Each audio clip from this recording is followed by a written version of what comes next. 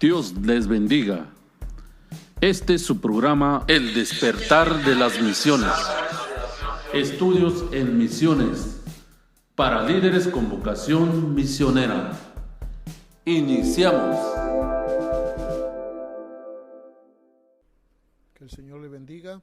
Vamos a ver una vez más este segmento que estamos siguiendo acerca de estos temas muy principales de normas de interpretación. Vamos a tener un tema muy lindo que se llama postulados fundamentales, o sea, fundamentos de los creyentes que nos habla la Biblia.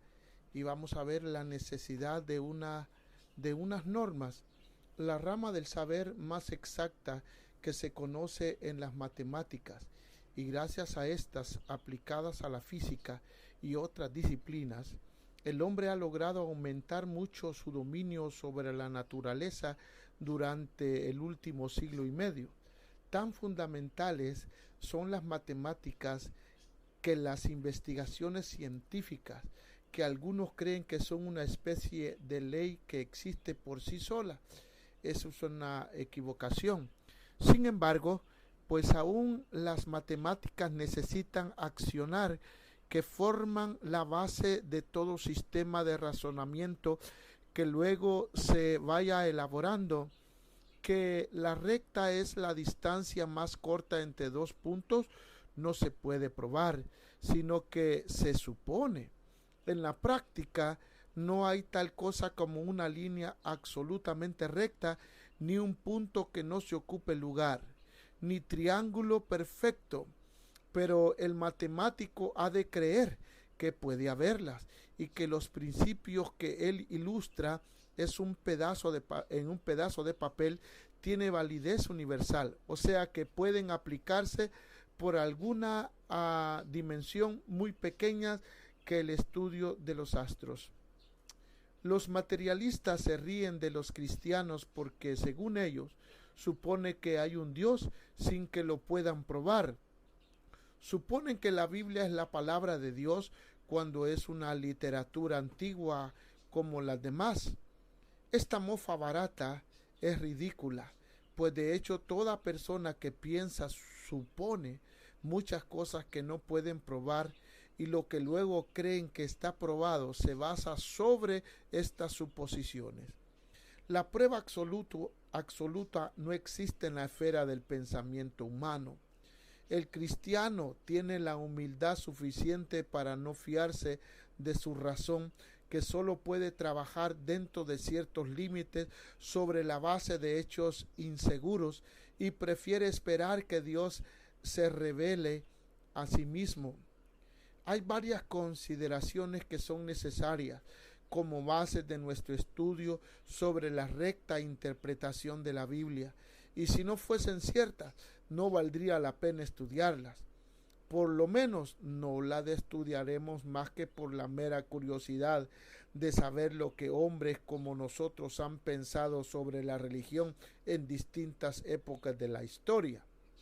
En hecho de que el teólogo liberal o modernista no acepte los postulados que hemos de presentar, hace que su labor difiera mucho de la del estudiante ortodoxo, pues no confesando el carácter especial y plenamente inspirado de la Biblia, ni estando dispuesto a comprender que hay un plan total que determina la estructura de las Escrituras. Se supone o se pone a examinar los extractos del pensamiento humano sobre Dios, el hombre, el pecado, la salvación, que hayan estos escritos, sin relacionarlos con Dios, que habla al hombre por la palabra. Por eso emplea frases como las siguientes. En los extractos primitivos de los evangelios, las ideas sobre X son así. La contribución que hace Pablo al concepto de Y en tal o cual cosa. Siempre es el hombre religioso que está a la otra época que razona sobre Dios o recibe inspiración, siendo de más o menos valor según el criterio del erudito que la analiza.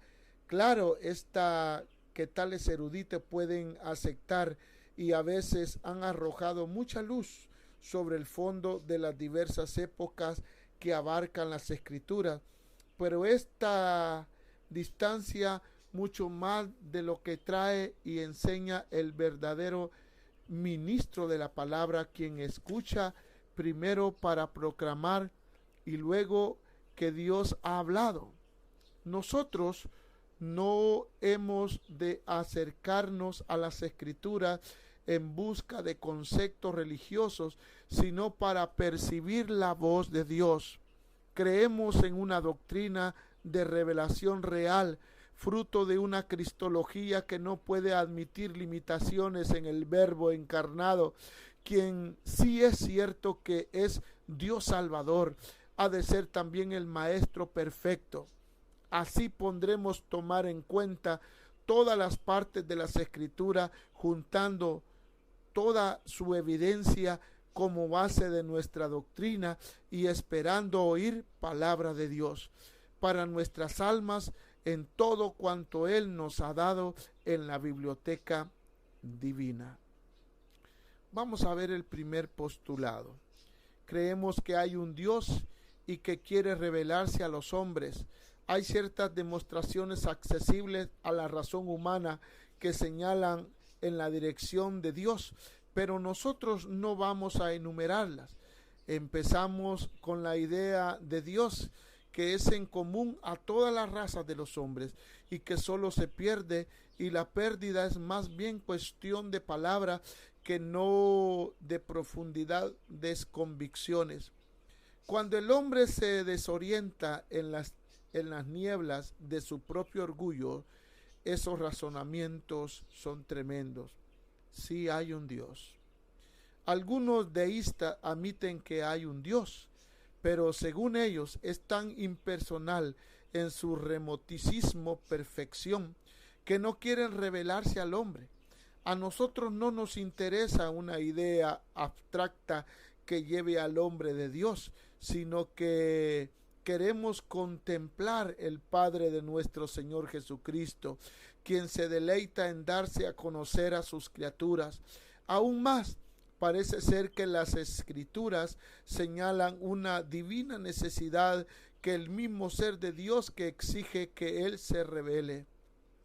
Y si hay un Dios y este Dios desea revelarse, la primera obligación del hombre es la prestarse a recibir lo que Dios quiere darle, sintonizando los poderes receptores de su mente, su corazón y su voluntad con las ondas de revelación que proceden de este libro eterno. Que el Señor le bendiga.